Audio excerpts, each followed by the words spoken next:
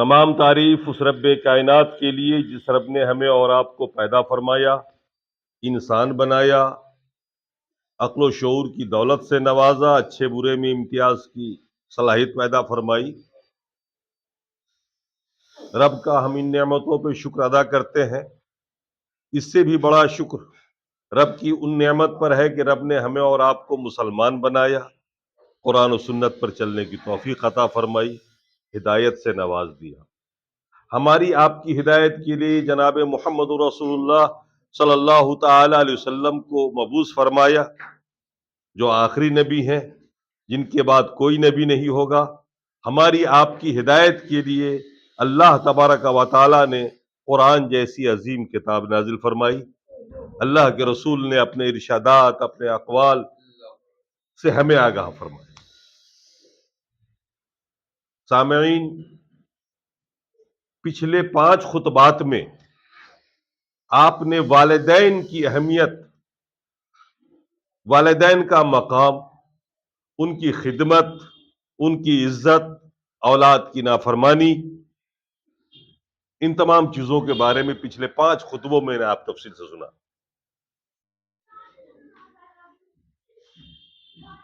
بچوں کی کیا ذمہ داری ہے، لڑکوں کی کیا ذمہ داری ہے، اولاد کی کیا ذمہ داری ہے، والدین کے تعلق سے یہ سب کچھ آپ نے سنا۔ لیکن والدین کی بھی کچھ ذمہ داریاں ہیں اولاد کے تعلق سے۔ اگر اس میں کمی اور بیشی ہو جاتی ہے تو پھر نافرمانی تو ہوتی ہی رہے گی۔ ان کو تقریروں اور خطبات کے ذریعے نہیں روکا جا سکتا۔ ہم سب مومن ہیں، قرآن و سنت پر ایمان ہے، جنت و دوزخ پر ہمارا اور آپ کا ایمان اور یقین ہے۔ اللہ نے قرآن میں ارشاد فرمایا، گھر کا جو گارجین ہے، جو والدین ہیں، ان کی ذمہ داریوں کے بارے میں بتایا۔ یا ایھا الذین آمنوا قوا انفسکم واہلیکم نارا، اے ایمان والو، اپنے آپ کو بھی، اپنی آل و اولاد کو بھی، اپنی بیوی بچوں کو جو تمہارے ماتحت ہیں، ان کو جہنم سے بچاؤ۔ یہ بڑی ذمہ داری والدین کے اوپر ہے، گھر کے گارجین کے اوپر ہے۔ یا ایھا الذین آمنوا، اے ایمان والو، قوا انفسکم واہلیکم، اپنے آپ کو بھی جہنم سے بچاؤ اور اپنے اہل کو بھی۔ اہل میں بیوی بھی ہے، اولاد بھی ہے، اور وہ تمام لوگ آ جاتے ہیں جو آپ کے ماتحت ہیں، جن کی نگرانی اور جن کی پرورش آپ کر رہے ہیں۔ ان کو جہنم سے بچاؤ۔ وقودھا الناس والحجارہ، اس جہنم سے جس کا ایندھن آگ اور پتھر ہے، لوگ اور پتھر ہیں۔ وقودھا الناس والحجارہ، جس کا ایندھن لوگ ہیں اور پتھر۔ جہنم کی آگ کی شدت، اللہ نے اس کی کیفیت کو بیان کیا، علیہا غلاظ شداد، اس جہنم کے اوپر ایسے سخت قسم کے فرشتے متعین ہوں گے،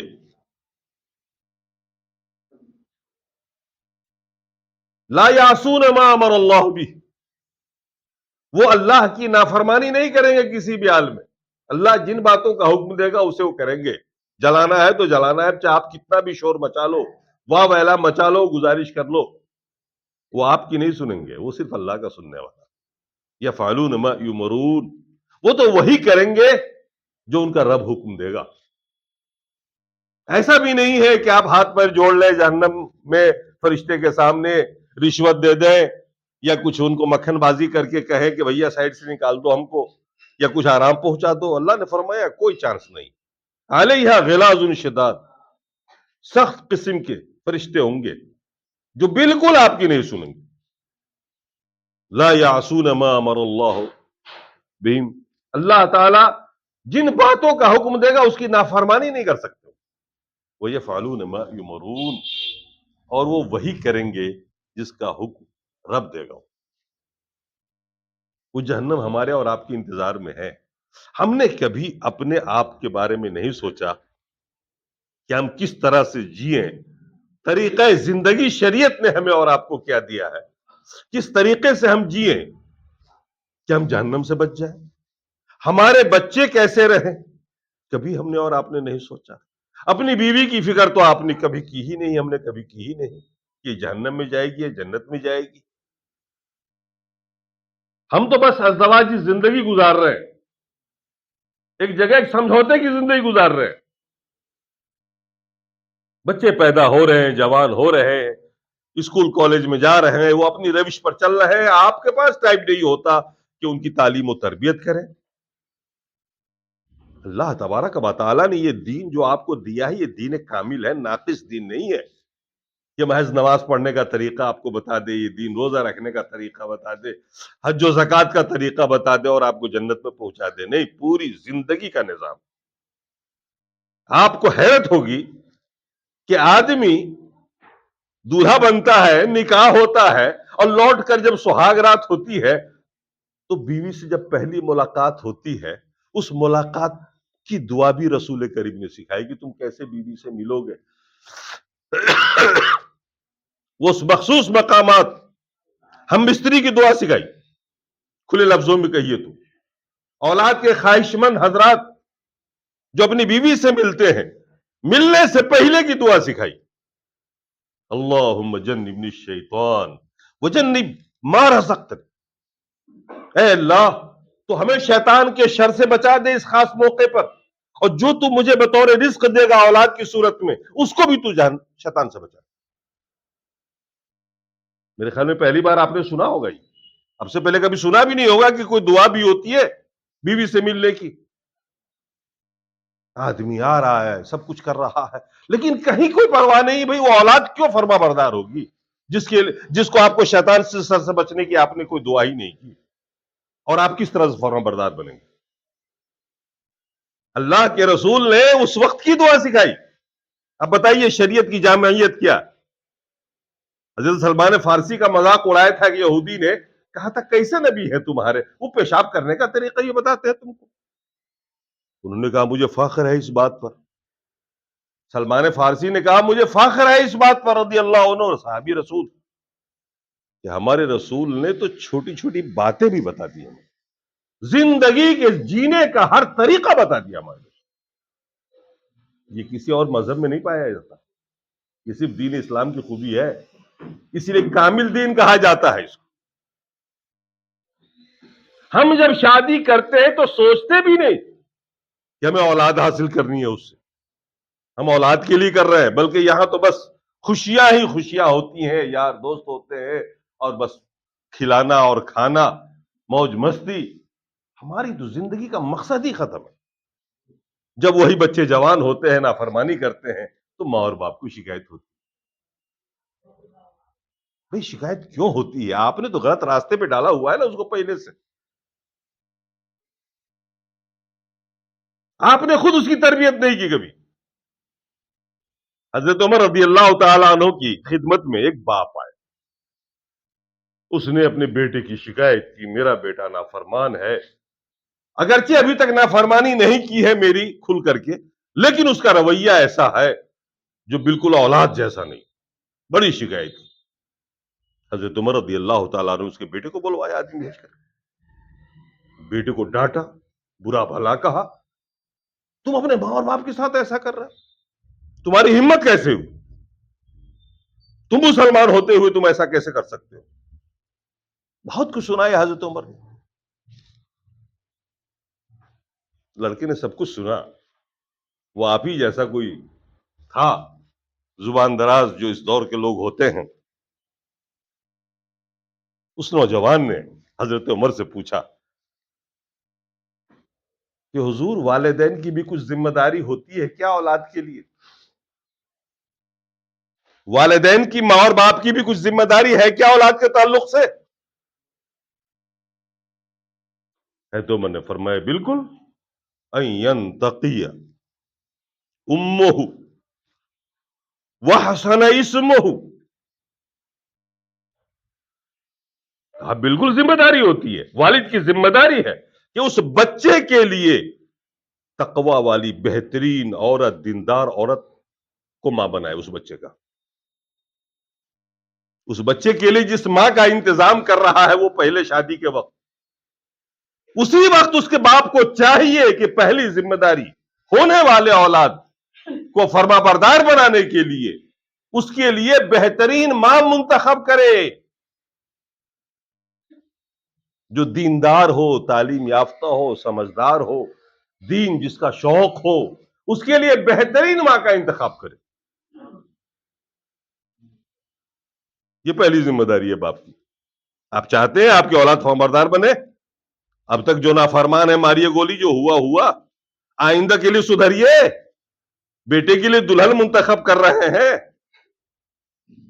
تو آپ کے انتخاب میں کیا ہوتا ہے؟ آج کے نوجوان لڑکے کیا دیکھتے ہیں؟ خوبصورت سے خوبصورت ہو، ایسی خوبصورت ہو کہ دنیا میں اس کا جواب ہی نہیں۔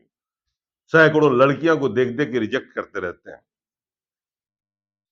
لیکن کبھی نہیں سوچتا، یہ سوچتا ہے کہ اسکول کی ڈگری کیا ہے اس کی، لیکن کبھی یہ نہیں پوچھتا کہ اس نے دینی تعلیم کتنی حاصل کی ہے، تقویٰ کی زندگی اس کی اندر کی کیسی گزر رہی ہے، نماز پڑھتی ہے کہ نہیں، دین سے کتنی دلچسپی ہے۔ نہیں، حضرت عمر نے کہا پہلا فرض جو باپ کے ذمے ہے اولاد کے لیے وہ یہ ہے ان ينتقي امه، اس کے لیے بہترین دیندار تقوی والی عورت کو منتخب کرے۔ شکل صورت دیکھنے کے لیے نہیں کہا تھا کہ شکل صورت دیکھ کے کرو، بلکہ دیندار۔ اور دوسرا فرض یا دوسری ذمہ داری جو باپ کی ذمہ ہے اولاد کے تعلق سے وہ یہ ہے ان يحسن اسمہ، اس کا نام بہترین رکھے۔ ان يحسن اسمہ، اس کا نام بہترین رکھے۔ آپ سمجھ سکتے ہیں کہ آج کے دور میں کیسے کیسے نام رکھے جاتے ہیں۔ جس کے بھی لڑکا پیدا ہوتا ہے، ہم لوگوں کے پاس بھی کچھ کیسز پہنچتے رہتے ہیں، لوگ پوچھتے ہیں کہ صاحب نام بتا دیجئے کیا رکھیں، اور جب ہم نام بتاتے ہیں صحابہ کے طرز پر، اللہ کے بتائے ہوئے ناموں کو بتاتے ہیں کہ اللہ کے رسول نے فرمایا کہ بہترین نام وہ ہے جو عبداللہ ہو، عبد الرحمن ہو، اللہ کی طرف منسوب۔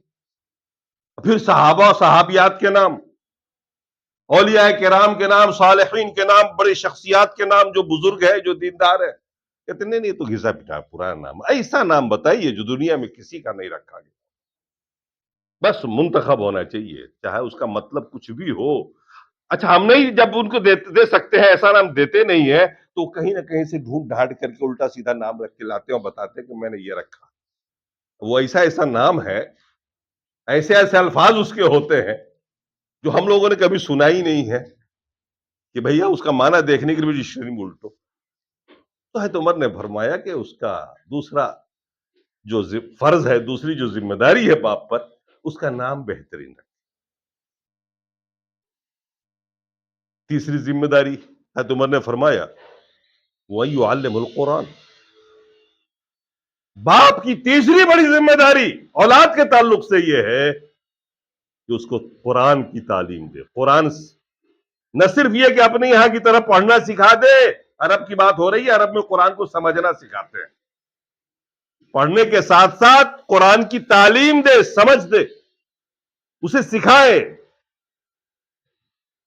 تعلیم، توحید کیا ہے، توحید الوہیت کیا ہے، توحید ربوبیت کیا ہے، عقائد کیا ہے، عقیدہ کسے کہتے ہیں؟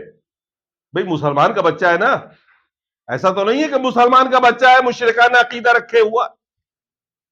آج تو آزاد ماحول میں تربیت ہو رہی ہے، آپ نے کبھی آپ میں سے کسی نے اپنے بچے کے عقیدے کی تربیت نہیں کی ہوئی ہے، یہ مجھے یقین ہے۔ اور جب ان بچوں سے اکیلے ملیے، بات کریے، تو دیکھیے ان کا عقیدہ مشرکانہ ہے۔ میں نے دیکھا ہزاروں مثالیں میرے سامنے، باپ مسلمان ہے، بیٹا اندر سے کچھ اور ہے۔ ہم جب پڑھتے کھولنا شروع کرتے ہیں تو دیکھ رہے کہ وہ شرک بھی کر رہا ہے، شرکی عقیدہ بھی ہے، بدعت تو اس کے رگ رگ میں۔ بچہ آپ کا کیسے وہ بیٹا وفادار ہوگا آپ کا؟ کیسے فرمانبردار ہوگا؟ کیسے آپ کی فرمانبرداری کرے گا؟ یہ تین ذمہ داری ہے والدین کی اپنے اولاد کے تعلق سے۔ ماں اس کے لیے بہترین منتخب کرے، دیندار، فرسٹ کلاس عقیدے والی ہونی چاہیے، مسلمہ، مسلمان ہے تو مسلمہ ہی ہونی چاہیے، موحدہ ہی ہونا چاہیے، شرک کرنے والی نہیں، بدعت کرنے والی نہ ہو۔ دوسری ذمہ داری ہے بہترین نام۔ تیسری ذمہ داری ہے کہ قرآن کی تعلیم دے، دین سکھائے اس کو۔ قرآن سے مراد یہ ہے کہ دین کی تعلیم اولاد کو۔ تب جا کر کے اس لڑکے نے کہا حضور میرے لیے میرے باپ نے جو ماں منتخب کیا ہے وہ ایک مجوسی کی باندی ہے۔ گویا میرے والد نے میری ماں کا جو انتخاب کیا ایک مجوسی عقیدے کی عورت جو کہ باندی تھی، آزاد بھی نہیں، لونڈی تھی، آزاد بھی نہیں تھی، وہ منتخب کیا جو جاہل ہے اور جس کا عقیدہ مشرکانہ ہے۔ مجوسی کو تو آپ جانتے ہی ہوں گے نا، سورج کو پوجنے والے، جو اللہ میں یقین نہ رکھے، رسول میں یقین نہ رکھے، جو سورج کو پوجتا ادھر پایا جاتا۔ اور میرے والد نے میرا نام اوکل رکھا ہے، اوکل۔ میرے والد نے میری پیدائش کے بعد میرا نام اوکل رکھا، اوکل عین قافلہ، جس کے معنی آپ جانتے ہیں گوبر کے اندر رہنے والا کیڑا ہوتا ہے۔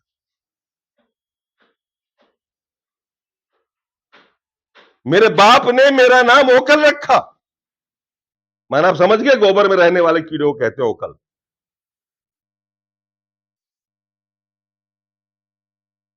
اور کہا دین کیا ہے ہم تو جانتے ہی نہیں، قرآن کی تعلیم کیا وہ تو ہمارے باپ نے کبھی سکھایا ہی نہیں۔ اور سکھائے کون؟ سکھانے والی تو ماں ہوتی ہے بھائی۔ باپ کو ٹائم کتنا ملتا ہے جو اپنی اولاد کی تربیت کرنے بیٹھے گا؟ 5-6 سال، 8 سال، 9 سال تک تو وہ بچہ خاص طور سے ماں کی ہی تربیت میں رہتا۔ صبح شام باپ آتا ہے، دلار پیار کر لیتا ہے، چاکلیٹ کھلا دیتا ہے، گھما دیتا انگلی پکڑ کے، اس کے بعد تو اپنے بزنس میں ہوتا ہے یا سروس میں ہوتا ہے، وہ رزق تلاش کرتا ہے، وہ یہ نہیں کرتا، ماں کرتی ہے۔ اب ماں اگر تعویذ گنڈے والی ہے، شرکی عقیدہ والی ہے، جس کی کوئی تربیت ہی نہیں ہوئی، اور وہ آپ کے انتخاب کا ہی نتیجہ ہے، وہ آپ نے ہی دلہن بنایا ہوا اور آپ کے ہی انتخاب کا نتیجہ ہے، اسی کا ثمرہ ہے، وہ کیا تربیت کرے گی؟ وہ تو گانا سکھائے گی نا۔ حضرت عمر نے اس کے باپ کی خیریت جو اس کے بعد لی ہے، کہا تجھے شرم نہیں آتی؟ تم نے اولاد کی نافرمانی کی شکایت کی جبکہ تم نے خود نافرمانی کی اپنے بچے کی۔ پہلے تو اپنی ذمہ داری تو نبھاتا، تو نے اس کی ذمہ داری نہیں نبھائی، پہلے تم۔ اب اگر کوئی سزا ہوئی تو پہلے تجھے ہوگی، پھر بعد میں اس کو۔ اب اس صورتحال کو آپ سامنے رکھیے، آج تو بالکل یہی سب کچھ ہو رہا ہے۔ یہ جو دور ہے نا، ہم دیکھتے ہیں ایک ایک آدمی کو، اور اس دور کو ہم دیکھتے ہیں اپنے ہونے والے بچے کے لیے جس دلہن کا آپ انتخاب کرتے ہیں، کبھی آپ کے دماغ میں ہوتا ہے کہ اس کی دینی تربیت کیا ہے، اس کے گھرانے میں، اس کے گھر میں دین ہے کہ نہیں، نماز پڑھی جاتی ہے کہ نہیں، دین سے کتنے قریب ہیں یہ لوگ، ان کے گھریلو حالت کیا ہے دینی، کبھی آپ نے پتہ لگایا؟ نہیں۔ ڈگری کیا ہے، تعلیم کتنی ہے، کتنے نمبرات سے پاس ہیں؟ اچھا قرآن وغیرہ بھی تھوڑا بہت جان لیتی ہے نا، ہاں ٹھیک ہے، ٹھیک، دین کی تو کوئی اہمیت ہی نہیں۔ تو یہ سب تو چلے گا بلکہ بڑھے گا، اگر آپ چاہتے ہیں کہ آپ کی اولاد فرما بردار ہو تو اس کے لیے بہترین ماں کا انتخاب ہونا چاہیے۔ اسی لیے اللہ کے رسول نے فرمایا، جو اکثر آپ نکاح کے خطبے میں سنتے ہوں گے، تنکح المرأة لأربعین، لمالها ولجمالها ولحسبها ولدینها فاختر بذات الدین تربت یداک۔ اللہ کے رسول نے فرمایا دلہن کا جو انتخاب ہوتا ہے نا لڑکے کے لیے، دلہا کے لیے، کوئی باپ جب منتخب کرتا ہے دلہن کو، یا کوئی دولہا خود منتخب کرتا ہے، تو اللہ کے رسول نے فرمایا دیکھو 4 باتوں کی وجہ سے نکاح کیا جاتا ہے، 4 میں سے کسی ایک کو مد نظر رکھتے ہوئے۔ یا تو لڑکی کی خوبصورتی دیکھ کر کے لوگ اس سے شادی کر لیتے ہیں، یا لڑکی کے مال کو دیکھ کر شادی کر لیتے ہیں کہ بڑا مال ملے گا، یہاں سے شادی کریں گے، بڑا جہیز ملے گا، مال ملے گا۔ یا اس کے خاندان کو دیکھ کر کرتے ہیں کہ خاندان کے افراد ذرا دادا قسم کے ہیں، محلے میں بھی روب رہے گا ہمارا، اس گھر کی لڑکی ہے، کوئی آنکھ نہیں دکھائے گا ہم کو، یہ بھی ہو رہا ہے خوب. اور فرمایا چوتھی وجہ ہے کہ اس کی دینداری کو دیکھ کے شادی کرتے ہیں کہ لڑکی دیندار. یہ بہت کم ہوتا ہے. اللہ کے رسول نے فرمایا نہ تم جمال دیکھ کر کرو، نہ مال دیکھ کر کرو، نہ خاندان دیکھ کر کرو، فاختر بذات الدین، تم دیندار لڑکی کا انتخاب کرو. کیوں؟ وہ دیندار لڑکی جب آپ کے گھر میں آئے گی، آپ کے بچے کی ماں بنے گی، آپ کہیں بھی ہوں گے آپ کی بہترین تربیت وہ کرے گی. وہ بتائے گی کہ والد کا مقام کیا ہوتا ہے، وہ بتائے گی کہ والدہ کا مقام کیا ہوتا ہے، تمہیں کیسے جینا ہے. جس چیز کو ہمیں اہمیت دینی تھی ہم نے اسے اہمیت نہیں دی. اللہ تبارک و تعالیٰ نے قرآن کے اندر اولاد کے تعلق سے دو جگہ فرمایا.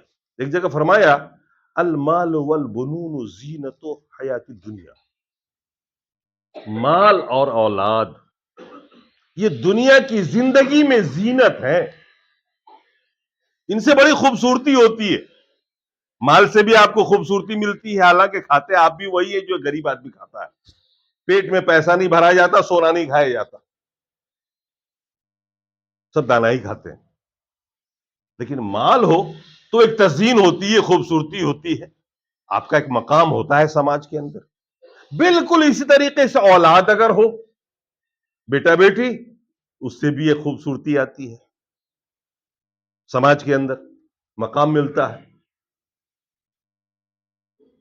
یہ زینت ہے دنیا کی، آخرت کی زینت نہیں. آخرت کی زینت تو جبھی ہوں گی جب آپ ان کی تربیت کریں گے دینی انداز میں. تب وہ یہاں سے بھی آپ کے لیے دعا کریں گے، وہاں جا کے بھی آپ کے لیے ذریعہ بنیں گے نجات کا. اور دوسری جگہ اللہ نے فرمایا انما ازواجکم واولادکم فتنہ، تمہاری بیوی بچے تمہارے لیے فتنہ ہے، آزمائش کا ذریعہ ہے. اور یہ آزمائشیں ہر قدم پہ ہماری اور آپ کی ہوتی ہے. اپنی بیگم کی بھی ناجائز خواہشات کو پوری کرتے ہیں آپ دن رات، اور پریشان رہتے ہیں آپ اس میں. اور اولاد کی بھی ناجائز خواہشات کو آپ پوری کرتے کرتے پریشان ہیں، اور جب اس کی تمنا پوری نہیں ہوتی ہے تو وہی اولاد آپ کی نافرمانی کو اتراتی، کیونکہ دینی تربیت تو ہے نہیں. کبھی آپ نے چاہا کہ آپ کو اولاد ملے، اللہ سے دعا کی ہے؟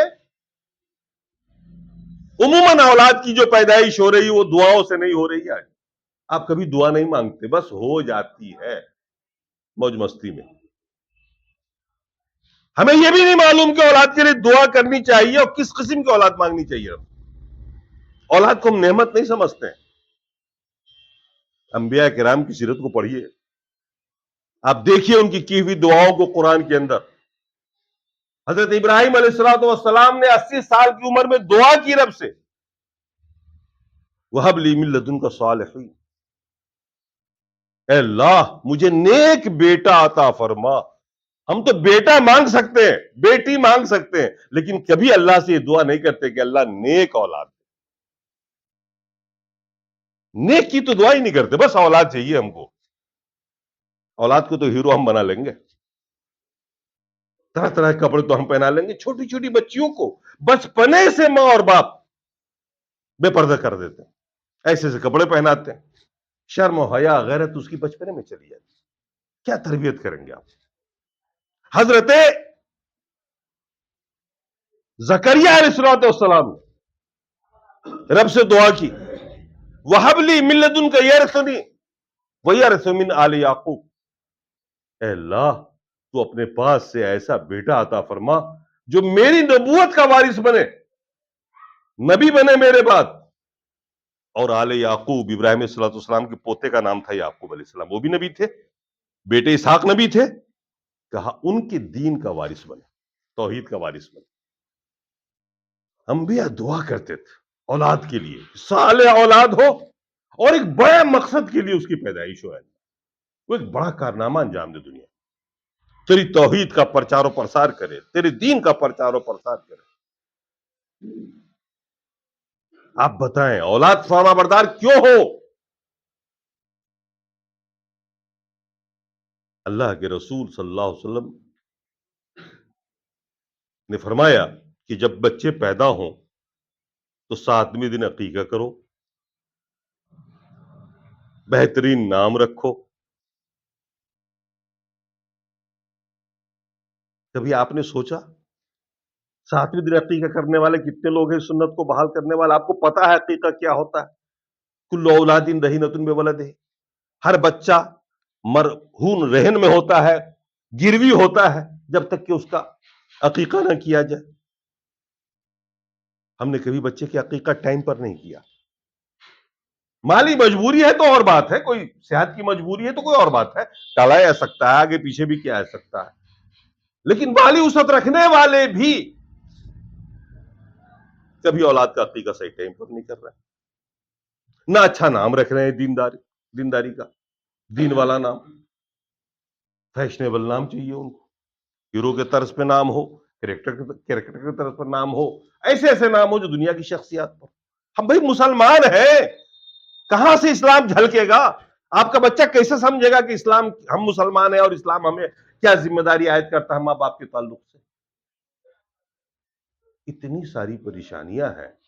باپ بننے سے پہلے آدمی کو ان تمام ذمہ داریوں کے بارے میں سوچنا چاہیے تھا، جو ہم نے سوچا نہیں، اور جس کا انجام ہمارے اور آپ کے حق میں اچھا نہیں ہوتا۔